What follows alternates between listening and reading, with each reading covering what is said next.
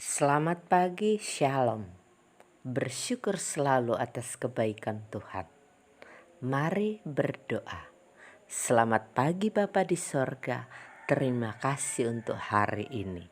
Pertolongan Tuhan, mujizat Tuhan nyata bagi kami.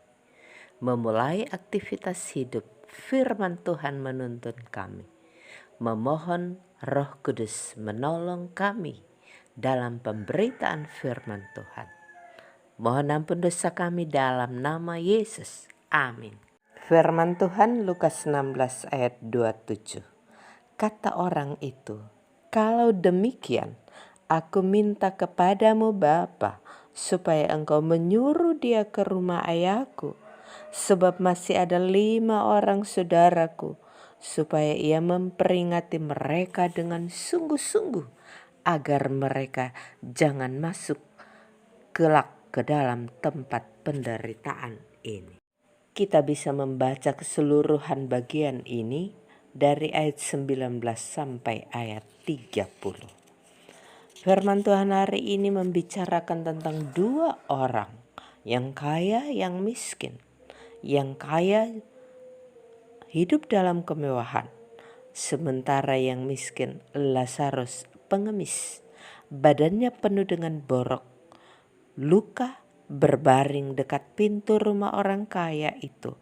Dan untuk menghilangkan laparnya, dia harus makan dari apa yang jatuh dari meja orang kaya itu. Malahan anjing-anjing datang mencilat boroknya, luka itu. Sementara orang kaya hidup selalu dalam kemewahan. Tetapi apa yang terjadi pada akhir hidup? Orang kaya itu masuk dalam penderitaan yang kekal. Dan Lazarus hidup bersama Bapak Abraham. Orang kaya yang menderita ini meminta kepada Bapak Abraham supaya Lazarus datang mencelupkan ujung jarinya ke dalam air dan menyejukkan lidahnya, sebab dia sangat kesakitan dalam nyala api. Kemudian dia juga meminta supaya Lazarus datang memberikan nasihat kepada saudara-saudaranya yang masih hidup di dunia. Tetapi kata Bapa Abraham ayat 26, "Di antara kami dan engkau terbentang jurang yang tidak terseberangi. Engkau tidak dapat menyeberang kepada kami, demikian kami." Saudaraku, pengajaran iman dari firman Tuhan ini dengan satu kata, terlambat. Terlambat berbuat baik, terlambat mengasihi sesama.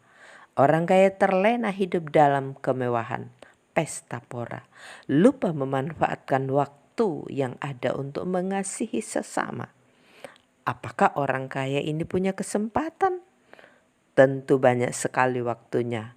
Ia tidak perlu jauh-jauh keluar rumah mencari orang miskin untuk berbuat kasih, karena Lazarus selalu berbaring di pintu rumahnya. Ia bisa saja berbuat baik, memberi makan, memberi minum, memberi pakaian, bahkan ia bisa saja berbuat untuk mengobati penyakitnya. Tetapi orang kaya itu cuek, tidak peduli dengan pengemis itu. Saudaraku, bagaimana dengan kita semua? Ada begitu banyak saudara kita yang membutuhkan pertolongan. Firman Tuhan hari ini mengajak kita bahwa tindakan kasih sangat penting bagi kita. Jangan sampai seperti orang kaya pada akhirnya menyesal. Sebuah penyesalan tidak bisa lagi diperbaiki.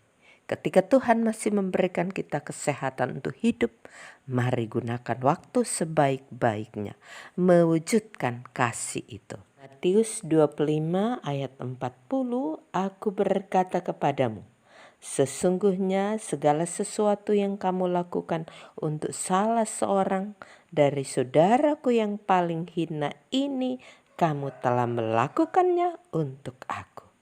Amin. Saudaraku, mari berdoa. Terima kasih Tuhan untuk firman-Mu. Tuntun kami melakukan yang baik, berbuat kasih bagi sesama. Sehingga hidup kami diberkati dan kami boleh hidup bersama dengan Tuhan di pangkuan Bapa Abraham. Hari ini kami serahkan kepada Tuhan seluruh perjalanan hidup pribadi dan keluarga, seluruh tugas kerja, tugas pelayanan, bahkan pendidikan anak-anak kami. Tuhan menolong selalu. Apapun yang menjadi persoalan masalah di kehidupan kami, firman Tuhan menjadi kekuatan kami menghadapinya. Kami akan selalu keluar sebagai pemenangnya. Terima kasih Bapa. Minta ampun dosa dan pelanggaran kami di dalam nama Yesus. Amin.